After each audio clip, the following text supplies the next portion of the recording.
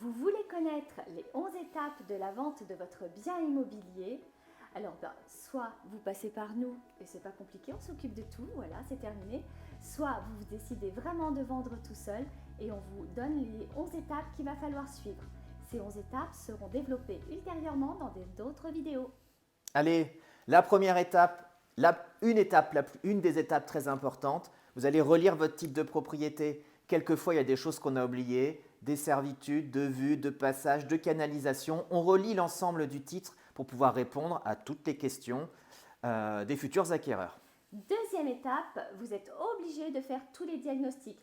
Diagnostic énergétique, diagnostic loi Carrez si vous avez un appartement. Ces diagnostics vous serviront à vous vendeurs et aussi aux acheteurs pour se projeter. Numéro 3, vous préparez votre maison. Les petits travaux à faire, les petites choses qui ont traîné pendant des années, vous les faites. Vous faites appel à une décoratrice d'intérieur qui vous fera un homestaging virtuel super et qui sera des éléments primordiaux. Et vous avez beaucoup à gagner à faire venir un professionnel de ce type-là pour vendre au mieux votre maison. Étape numéro 4, je passe à la rédaction de mon annonce. Attention, d'abord je fais des belles photos professionnelles. Deuxièmement, je fais une annonce accrocheuse, je fais attention à la façon dont je rédige mon annonce. Troisièmement, je peux toujours, si je me sens capable de le faire, mettre une petite vidéo. Et je termine aussi en glissant quelques plans dans mon annonce. Les acheteurs en sont très friands. Numéro 5, vous avez tout est prêt. Vous démarrez les visites, c'est génial. Vous êtes très enthousiaste. N'oubliez pas de vous intéresser au projet des personnes qui sont en face de vous. Chaque visite doit être unique. Dans cette étape, pensez à vérifier également la solvabilité de vos acquéreurs. Ça serait dommage que tout tombe à l'eau simplement parce qu'il y a eu un refus de prêt.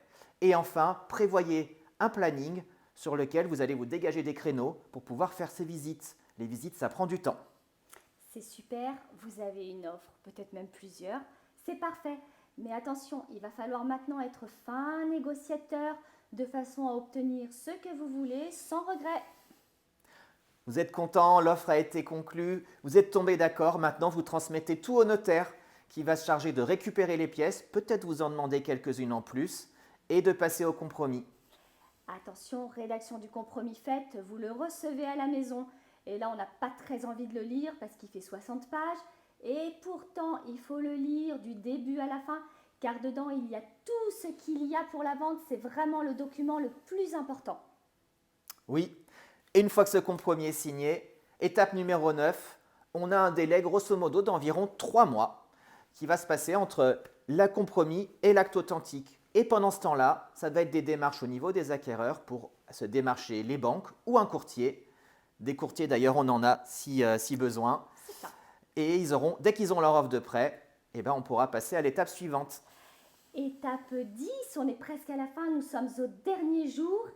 Il y a la dernière petite visite à faire pour voir si tout est OK, si le bien est toujours en état, de façon à ce que vendeurs et acheteurs savent très bien ce qu'ils sont en train de vendre ou d'acheter.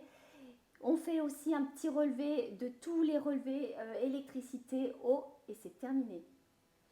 Dernière étape, on va dire que c'est la meilleure, c'est celle qui est la plus agréable. On va signer l'acte authentique. Alors, quelquefois, quand il y a deux notaires, c'est chacun chez son notaire. Quelquefois, les notaires se déplacent. Et si on a pris le même notaire, on se retrouve tous chez le notaire. On signe l'acte authentique. Et c'est uniquement à ce moment-là qu'on remet les clés. Jamais avant. Jamais avant. Et puis, du coup, c'est le moment aussi où on se fait plaisir. Et généralement, je viens avec une bouteille de champagne. Et puis, on fait tous la fête ensemble. Et les 11 étapes sont terminées. Voilà. Si vous voulez plus de renseignements, n'hésitez pas à nous contacter, Estelle et Jonathan. Voilà, contactez-nous et puis toutes nos informations, nos coordonnées, vous retrouvez tout en description. Et puis si les vidéos vous ont plu, n'hésitez pas à vous abonner à nos pages Facebook respectives, puisqu'on n'est pas sur les mêmes secteurs. Et également, allez voir notre chaîne YouTube qui va petit à petit se compléter. Voilà. Salut!